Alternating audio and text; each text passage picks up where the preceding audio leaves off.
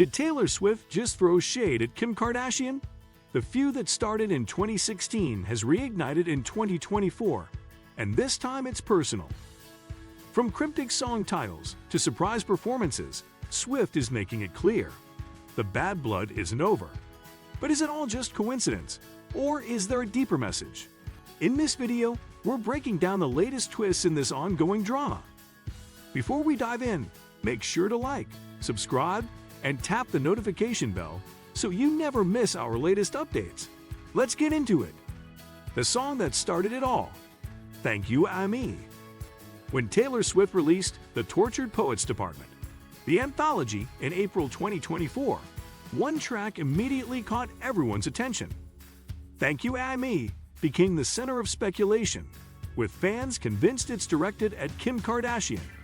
The evidence isn't just in the lyrics, but in the very structure of the title itself. The most obvious clue lies in the capitalization. When you look at the capital letters in Thank You, Me, they spell out Kim. This isn't accidental.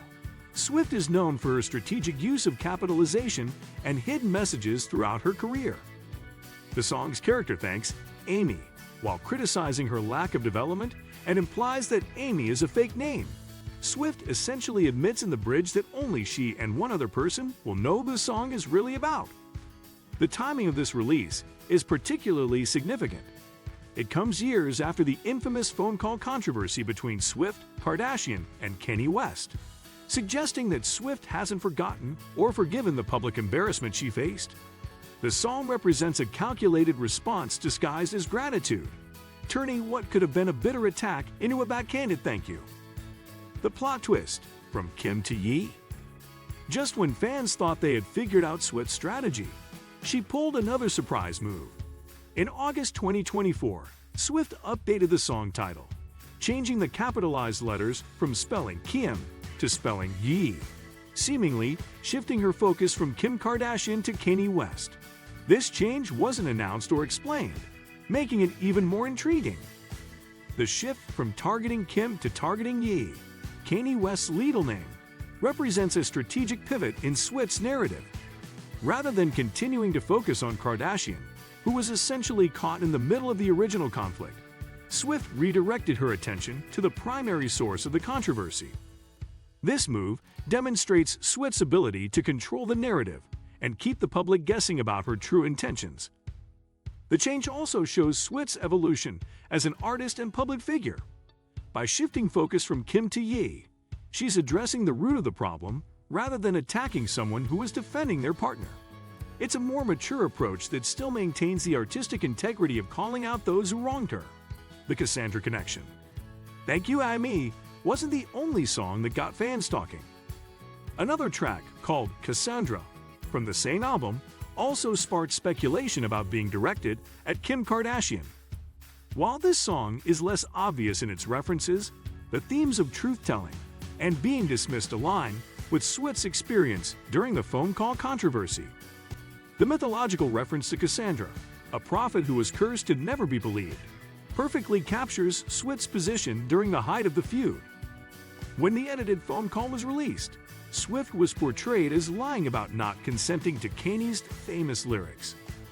Later, when the full unedited call was leaked, it vindicated Swift's version of events, much like Cassandra's prophecies that were true but ignored. This literary approach to addressing the controversy shows Swift's sophistication as a songwriter.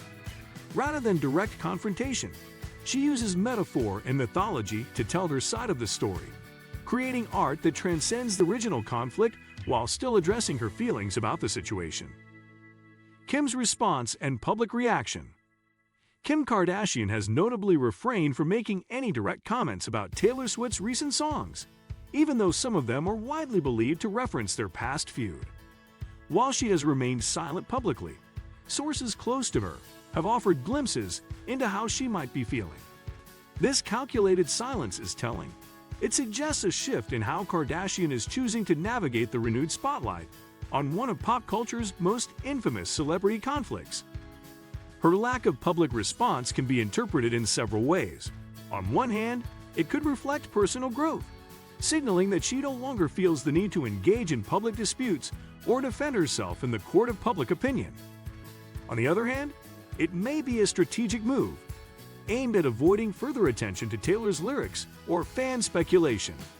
By staying quiet, she removes herself from the narrative, a stark contrast to the very public and highly dramatized nature of their original fallout, which played out through leaked recordings, press statements, and viral hashtags. Meanwhile, the reaction from Taylor Swift's fanbase, the Swifties, has been swift and intense. They flooded Kardashian's social media accounts with comments, emojis, and references to the song's lyrics, showing just how emotionally invested they still are in the saga. This kind of fan-driven response highlights how deeply celebrity feuds can embed themselves in public consciousness, evolving into cultural moments that persist long after the actual events have passed. The current status: trending without drama.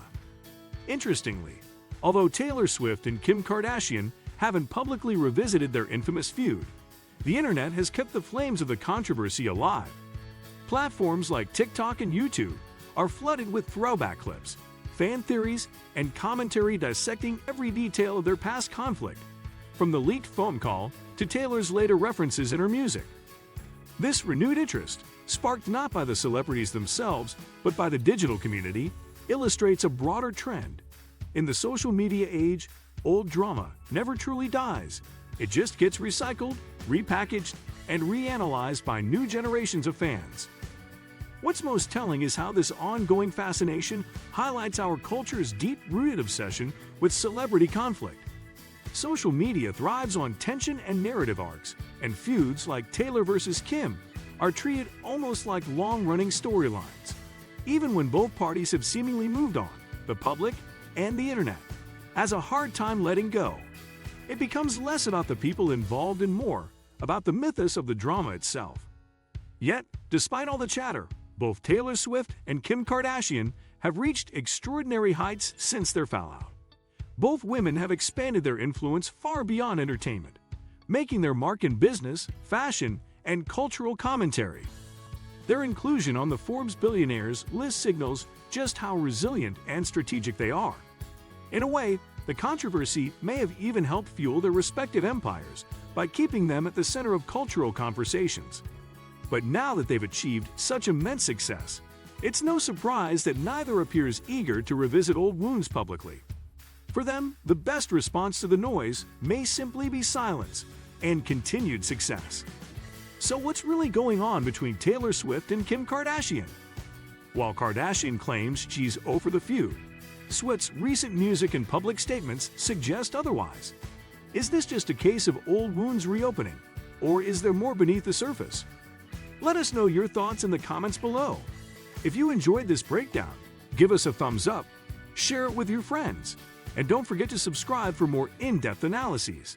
Thanks for watching, and we'll see you in the next one.